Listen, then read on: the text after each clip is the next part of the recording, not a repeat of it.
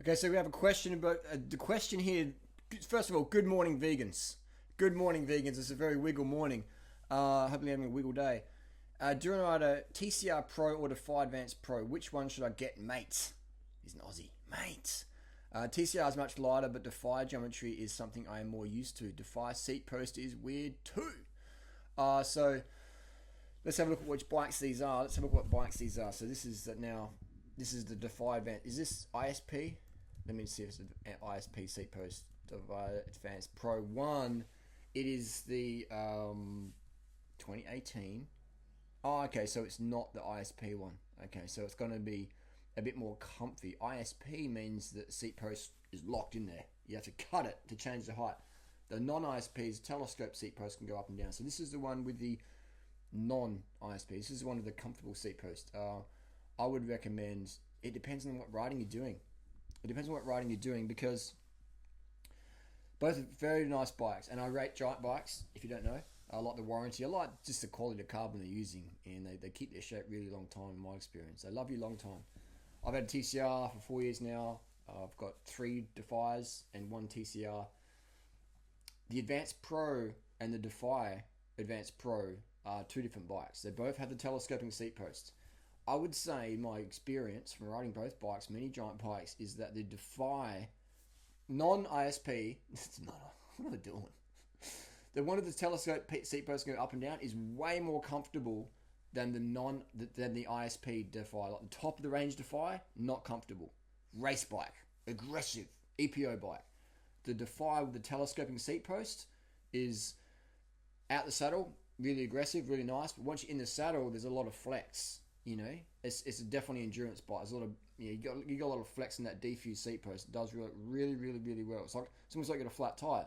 Now, if we go to the TCR Advanced Pro, aggressive bike in the saddle, rigid. You feel every little bit of bump. You feel every little cherry seat on the road.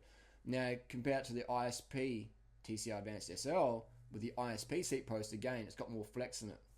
So the most comfortable bike a giant make now is, in this order, the Defy with the telescope seat post, the one that has the flex. Second is the TCR ISP, the locked seat posts.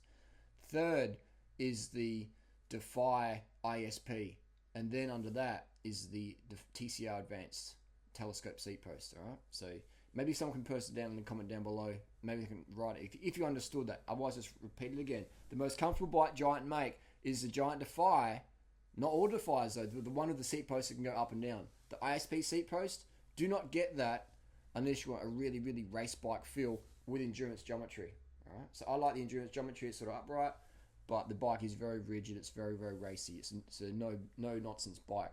Now the Defy with the telescoping seat post is very comfy. It's a cruiser. And it descends really well.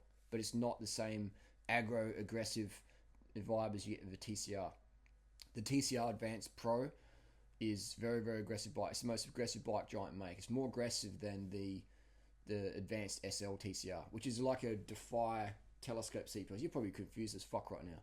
But I've ridden all these bikes I've owned, and I rate the bikes. I rate them all. It depends what sort of riding style you're doing. Like all my Defiers, you see they're all slammed. My TCR is slammed. Everything I have is slammed now. Never used to be, but you know my posture and my flexibility get better over time. As I get older, my flexibility gets even better and better. So it depends on what riding style you're doing. It depends on what sort of riding you're doing. You know, do you have your seats slammed forward like me? Do you have your seats still stand all the way back? Like, you know, do you midfoot cleat? There's so many variables out there. At the end of the day, whatever you choose, you will get used to. Unless it's way too extreme. You know, unless it's way too extreme. If you've got a massive seat bar drop like that, you know, like Johan van Summeren, then that's probably too extreme. But if it's more like, you know, if it's within the norms, if I can be subjective, then you'll be okay. You will just adapt to whatever your bike gives you. And if you want ultimate comfort, just ride 80 psi. You know, if you're gonna do ultra stuff, just ride 80 or 70 psi with a 28mm tire or 25mm tire. Or extra thing you can do is get a pair of spinningy wheels. Get the spinningy wheels, the Xero lights or the Z lights. They're so comfortable. They absorb so much road shock. All right, so much road shock. It's insane. You can run latex tubes even, softer tires, you know, things like that.